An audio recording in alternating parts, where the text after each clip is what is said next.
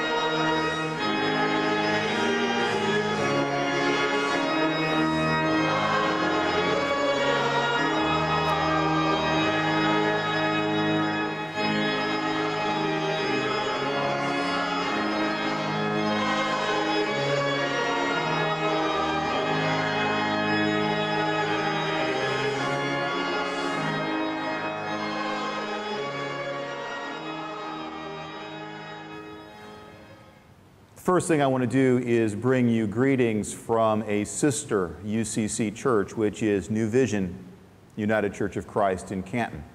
I believe we are still the most recent new church start in the Eastern Ohio Association. I'm looking forward to the day that we no longer say that, and that we have more new church starts in our association.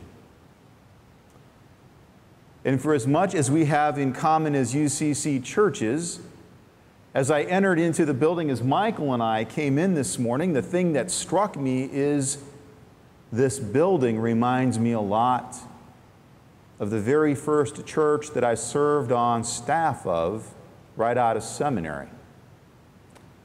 Big, beautiful building. It's Monroe Street United Methodist. I was on loan to the Methodist because my wife happened to be Methodist, and it was the church that she had grown up in. It actually ended up being the church that she and I were married in. I had no idea that years later it would be the first church that I served in ministry. The beautiful stained glass, the large, magnificent building reminds me a lot. I'm sure Diane's sorry that she's not with us here this morning. It's interesting how things work out, because normally I would share one of the stories that I have towards the end of the message. But it struck me as I was sitting here looking around this beautiful sanctuary that the first time that I discovered this story and shared it was in a sermon at that United Methodist Church. I had been hired to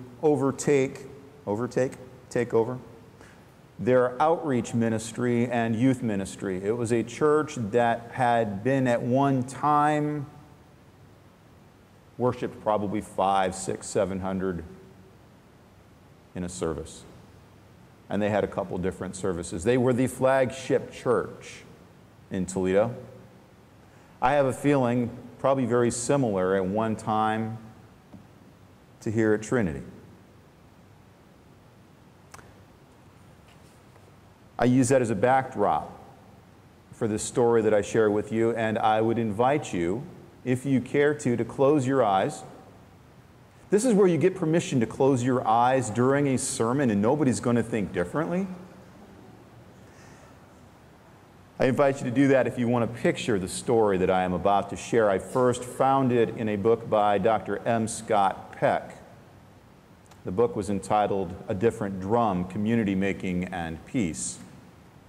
The name of this particular short story is called The Rabbi's Gift.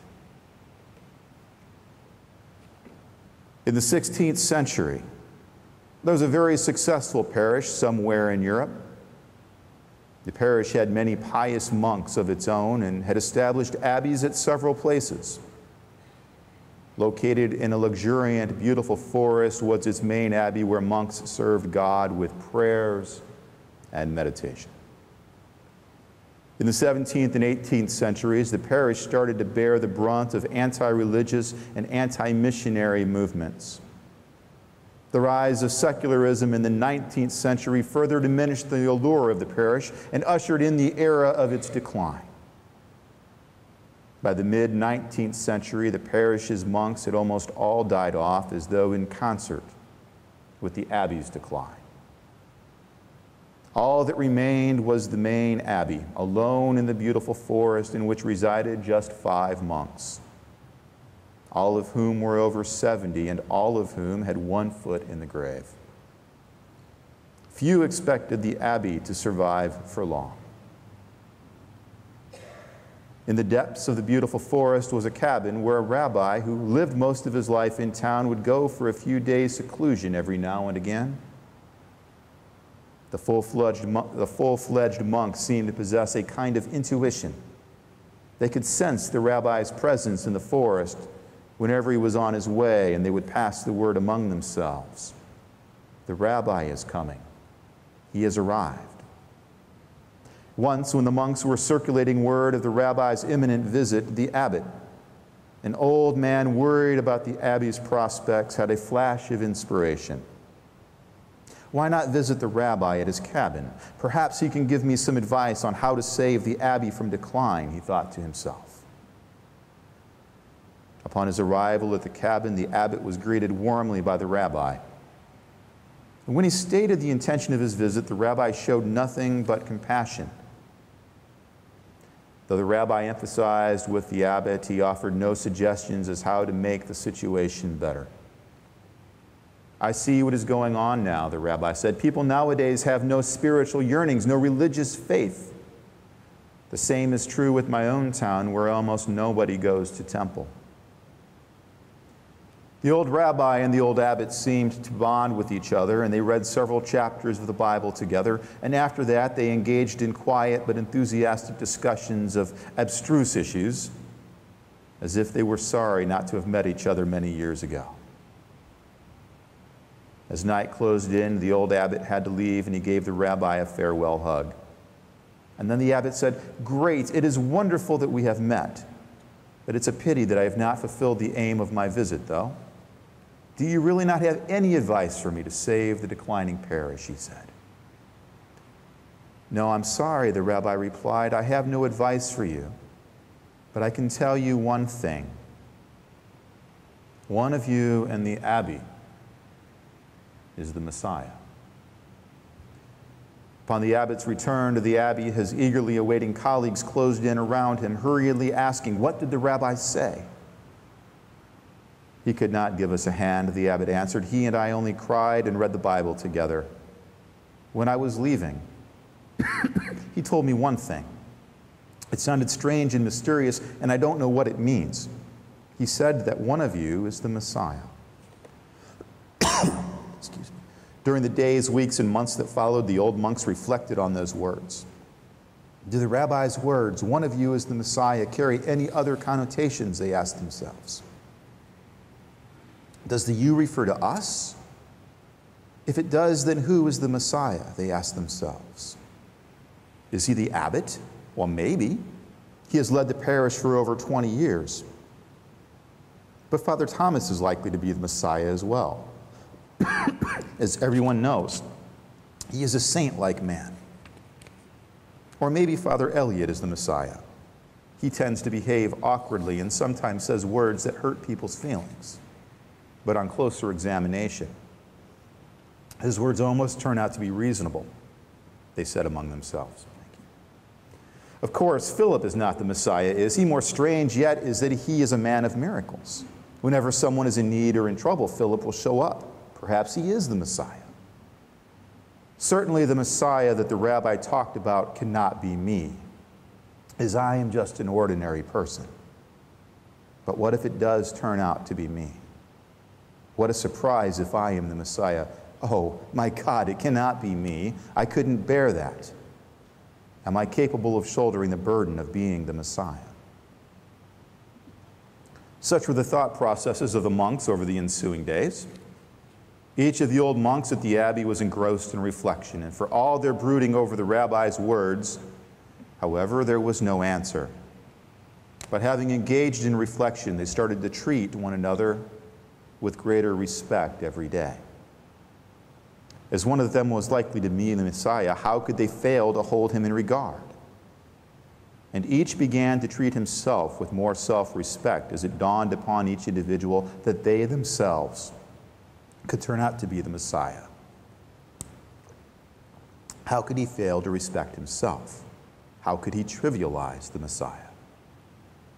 Now, the forest in which the main abbey was located was charming, and once in a while people came to picnic outdoors in the abbey grounds, enjoy a stroll in the garden, or occupy themselves in meditation in a decaying church.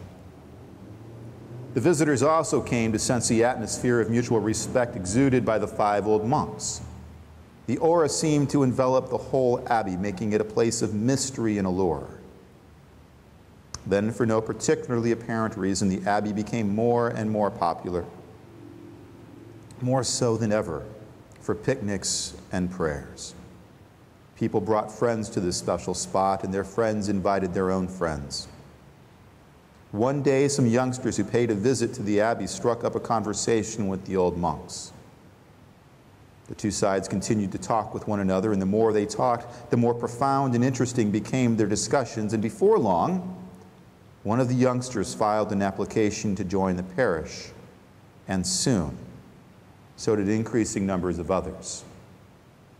After a couple of years, the parish seemed to have blossomed from decay into a spiritual center for neighboring areas. But I was reminded of that story because at New Vision we are spending the entire summer talking about community, because, quite honestly, our church is in the process of turning over.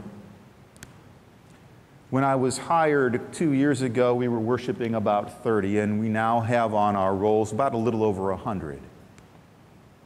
It looks very different on any given Sunday than when it did just a couple of years ago. Which means it's incredibly important that the newer folks that are at New Vision are getting an opportunity of interacting with those who have called New Vision home from its very inception, long 5 years ago. Even in a span of 5 years, traditions form, ways of doing things become solidified. How many times does it take for something to become a church tradition? Typically twice. In some places, once. So we are spending the entire summer getting folks to get to know one another, to share their stories, what brought them to our church, and what their visions are for what church can be in the present age. I shared with you that as I came in this morning, I was reminded very much of Monroe Street United Methodist, a church that my wife can remember back in its glory days. She's much older than I am by at least a year and a half. It's safer to say that when she's not here. I call her a cougar, and people just look. But by the time I was hired to come on staff, the church had changed quite a bit. It had gone from that flagship church where it was the place to be to a church that the neighborhood around it had transitioned. People no longer were coming to the church primarily from around the neighborhood. They were driving in great distances to still come to the church that held meaning to them. And that was fine. But when I was there, we had a wonderful senior pastor by the name of Bob Alexander who spoke with an incredible Pittsburgh accent that I won't even try to imitate. But he was a rough and tumble kind of guy. And he shook the church up. You see, before they called Bob, they had talked about taking half of the building and just walling it off because it would save in the utilities. Bob had a different vision. I think, even though it was Methodist, I think Bob had that line in on the still speaking God, and God was saying, why? You have this beautiful building with so much space, and there are so many people in need of things that need to take place. In a couple years of transitioning, we worked with the local university, and we took what once was a huge, the thing ran 2 city blocks long. And what was going to be walled off just prior to their calling Bob to that parish became a thriving community center. After-school programs for mostly the kids in the neighborhood. The neighborhood had transitioned. It was a neighbor that was transient. It was a neighborhood that some would say in decline. I would just say it's in transition. Folks looked different than it did when it was a flagship church. We had activities going 6, sometimes 7 days a week. We had basketball going. Habitat for Humanity moved their offices in there. We had 3 or 4 different organizations. And it, which is why I shared that story with them, became a very vibrant and thriving, and still is. It's not the flagship church. I'm not sure flagship churches exist anymore. I think they may be a thing of the past. It doesn't look like it did when it had 800 people. But it may be more alive now than it ever was in the day when people couldn't find a place to sit down. The Spirit of God is moving and is alive and is contagious.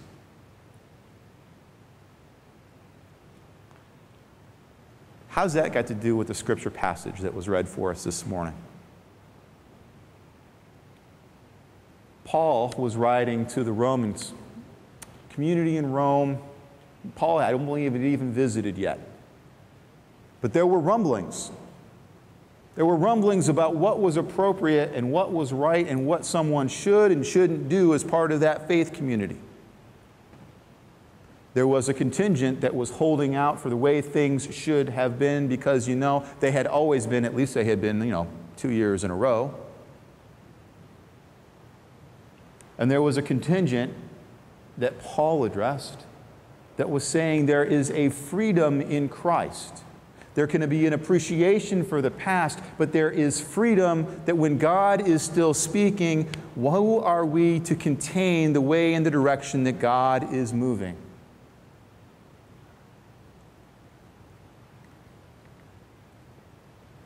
I doubt that just one letter from Paul settled the score and made all of the differences in the world go away between those two groups.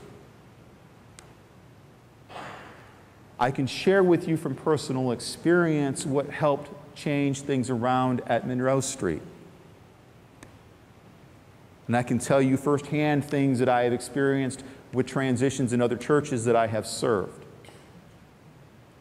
And it's not the programs.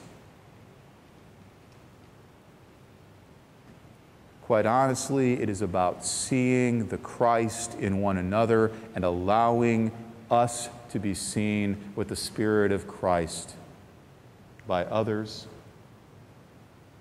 And even more difficult, to see that Spirit of Christ in us from our own perspective. I don't know how many of you know that you have the beginnings of community gardens out over there. It's one of the things David showed me. If you guys were wondering why we were looking out the window right before the worship service began, here's another warning. I was back visiting Monroe Street Church just last year. I actually was visiting because we did my father-in-law's funeral service there in November. The community garden that had started as a small project has really expanded. But I'm not talking that it's just expanded with more crops and more tomatoes and corn. And did I mention this is right in an urban area? They have chickens. They have 3, any farmers here? I don't know. I came from Eurexpo before we went to Canton. Half my church was farmers, I think. Still don't know what they call. Hen houses? Chicken coops? 3 or 4 of them. You know who tends the chickens? People in the neighborhood. You know who tends the gardens? People in the neighborhood. Folks who had probably never had an experience with chickens before, who had never thought about having their own garden before, now come together and tend chickens and crops, and more importantly, tend community. Now, they don't do it alone. There are people from the church that also come out. And what's been happening of late is that the church is in transition again, and I believe transitioning to where it should have been transitioning all along, but God's timing sometimes is just not our own. The biggest frustration that I had when I was serving that church on staff was as we created the programs and the ministries. It was just that. We created programs and ministries for the people of the community. Sounds good, and it's wrong. It's to create the programs and ministries with the people of the community. It's hoping that those folks that are tending the gardens and playing with you play with chickens? I don't know. Gather the eggs. I buy them at the store. I don't even know how to cook one. But the idea is that they are within the same pews as those who are driving great distances to come into this church that holds great memories. It's the fact that now that congregation isn't all one color. It's a racial tapestry.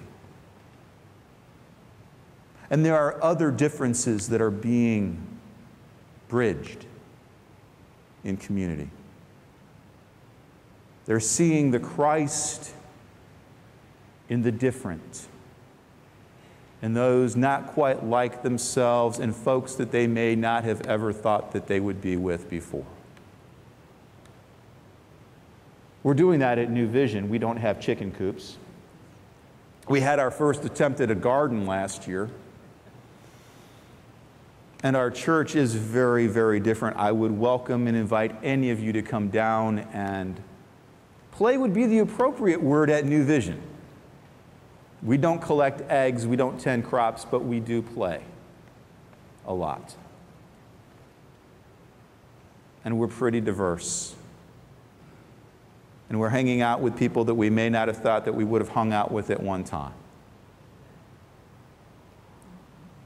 Paul had his hands full and addressed it initially by a letter to the folks of Rome.